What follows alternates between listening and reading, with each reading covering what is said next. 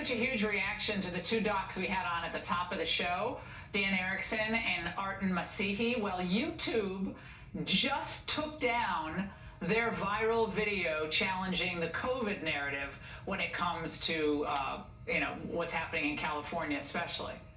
Ironically, this is exactly what they warned about, that this isn't about science, this is about control, and in this case, control of a narrative. We should have seen it coming. YouTube CEO was on CNN 8 days ago saying, quote, anything that would go against World Health Organization recommendations would be a violation of our policy. Removal is another really important part of our policy.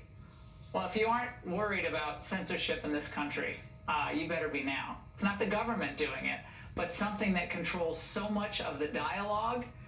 It's fairly close to the kind of censorship I never thought we'd see in this country. That is truly terrifying. Shannon Brame. Mark Meredith, thank you very much. Two organizations, the Chinese Communist Party and the World Health Organization, accused of working together to conceal the true extent of the original coronavirus outbreak in Wuhan. Now, tonight, they're both making moves trying to change that narrative. Chief Breaking News correspondent Trace Gallagher is on the case tonight. Good evening, Trace. Good evening, Shannon. And what sounded very much like the old idiom that you can lead a horse to water, the director of the World Health Organization, Dr. Tedros Adhanom, scolded numerous countries for not listening to the WHO's warnings. Watch.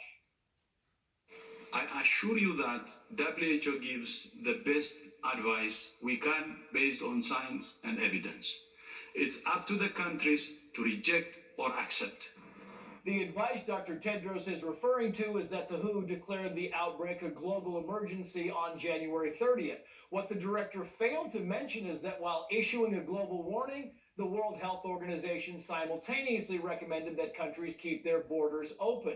Experts say, fortunately, President Trump failed to heed that advice.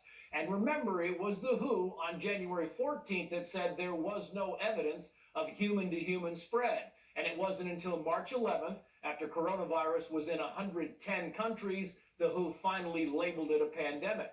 But maybe most troubling for experts is that while the world was scrambling to social distance and save lives, the World Health Organization was praising China for its transparency and willingness to share information.